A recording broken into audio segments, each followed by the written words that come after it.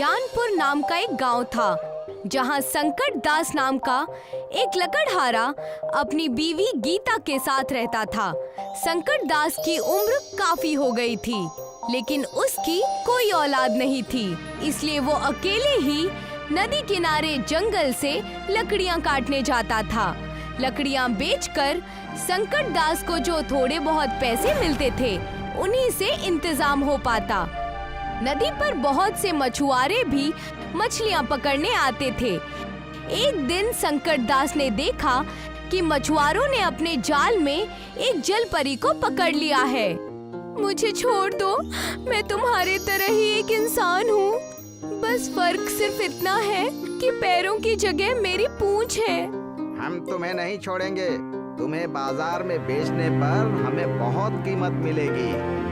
मछुआरे जलपरी के सर पर डंडा मारकर उसे बेहोश कर देते हैं और जलपरी को जाल में ही छोड़कर खाना खाने चले जाते हैं। संकट दास ये सब देख रहा था।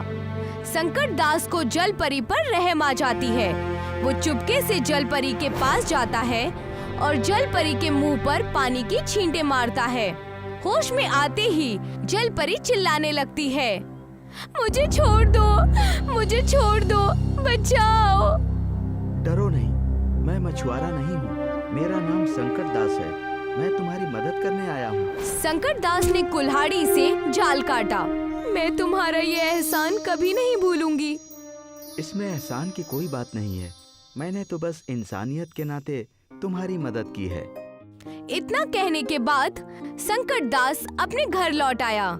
घर लौटने पर संकट दास ने देखा कि उसकी बीवी आंखों में आंसू लिए है और उसने खाना भी नहीं बनाया है। क्या हुआ गीता, आज तुम इतनी मायूस क्यों हो? रोजाना तो तुम मेरे लिए खाना बनाकर तैयार रखती थी, आज तो तुमने चूल्हा भी नहीं जलाया है।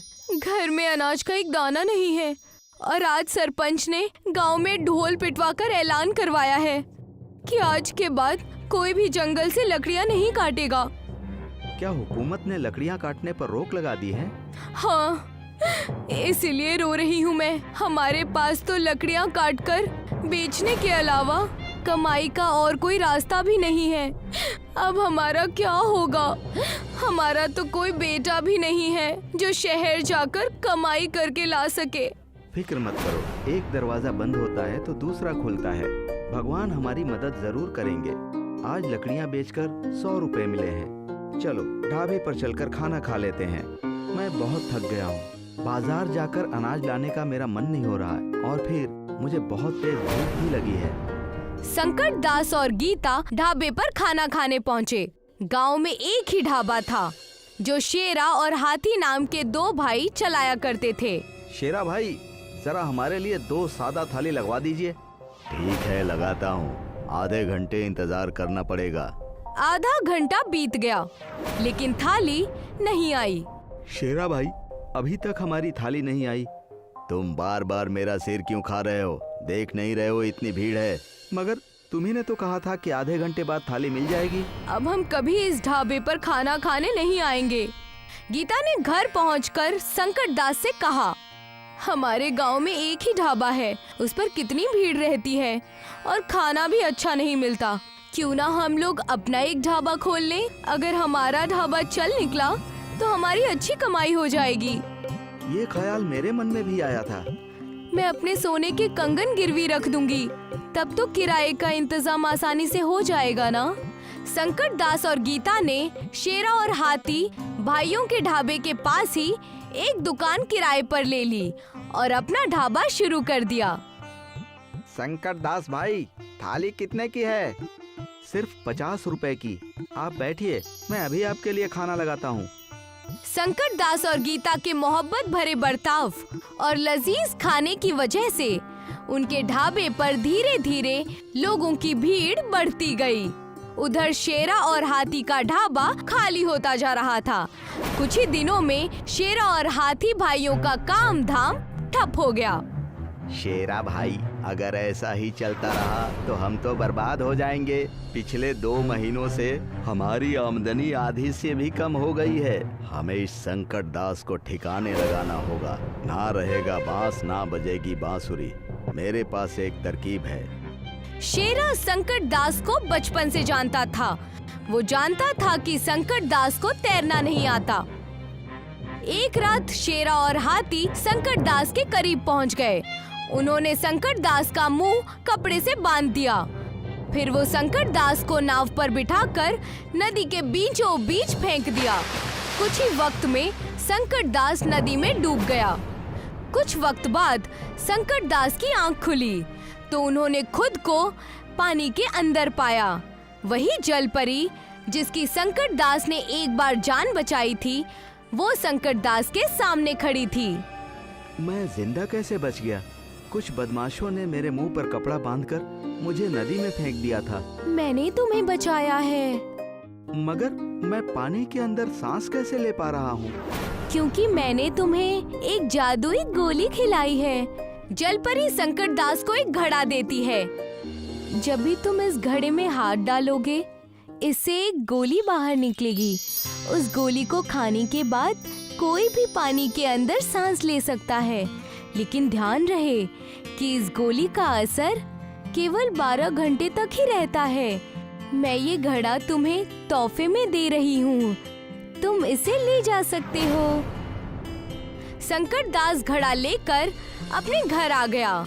उसने घड़े को संभाल कर रख दिया और अपने ढाबे पर काम करने चला गया। शेरा और हाथी उसे देखकर चौंक गए। अरे भाई, ये संकट दास जिंदा बचकर वापस कैसे आ गया? लगता है इसने तैरना सीख लिया होगा। शेरा भाई, अब हम क्या करेंगे? फिक्र मत करो, इस बार मैं संकट दास का खेल खत्म कर दूंगा।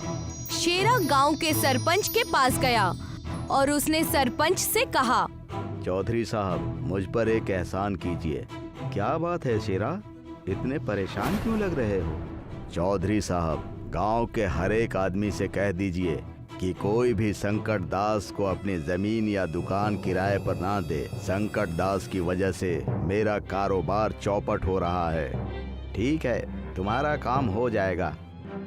संकट दास जिस दुकान में ढाबा चला रहा था, उस दुकान के मालिक ने संकट दास से दुकान खाली करवा दी। इन्हें अचानक क्या हो गया? हम तो अच्छा खासा किराया भी दे रहे थे, फिर भी इन्होंने हमसे दुकान क्यों खाली करवा दी? कोई बात नहीं, मैं कोई दूसरी जगह किराए पर ले लूंगा। संकट दास निराश होकर नदी के किनारे गया। वही जल परी जिसने संकट दास को घड़ा दिया था, नदी से बाहर आई। क्या हुआ संकट दास, आज तुम इतने मायूस क्यों हो? गांव में कोई अपनी जमीन मुझे किराए पर देने को तैयार नहीं है और मैं अपने घर पर भी ढाबा नहीं खोल सकता क्योंकि मेरा घर मेन रोड से दूर है। वहाँ खाना खाने कोई नहीं आएगा। संकट दास ने सारी बात जल परी को कह सुनाई। तुम नदी के नीचे पाताल लोक में ढाबा खोल लो, उस जमीन पर किसी का हक नहीं है। मगर पानी में आग कैसे जल पाएगी और लोग वहाँ सांस कैसे ले पाएंगे? फिक्र मत करो, पाताल लोक में आग जल सकती है। हम भी तो वहीं खाना बनाते हैं।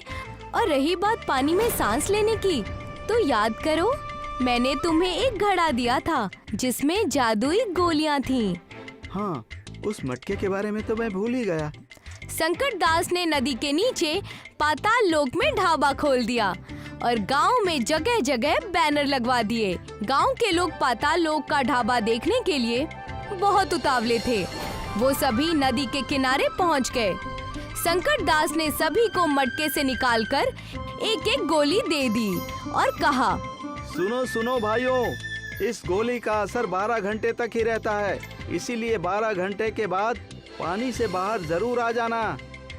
लोगों ने नदी के नीचे जाकर पाताल लोक में संकट दास के ढाबे में खाना खाया और पाताल लोक की सैर भी की।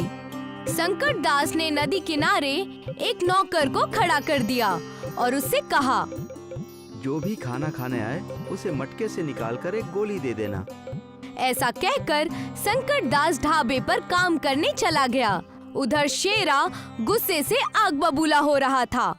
पाताल लोक का ढाबा, संकट दास ने ये बहुत अच्छी चाल चली है।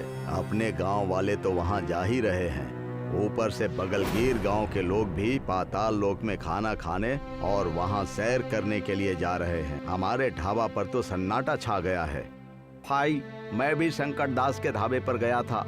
पाताल लोक की दुनिया बहुत खूबसूरत है। बहुत रंग बिरंगी मछलियाँ देखने को मिलती है वहाँ। खामोश। अगर संकट दास का ढाबा इस गांव में रहा ना, तो हमें इस गांव से बाहर जाकर कहीं और ढाबा लगाना पड़ेगा।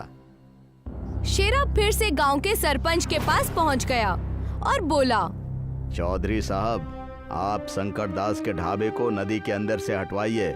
मेरा बहुत नुकसान हो रहा है।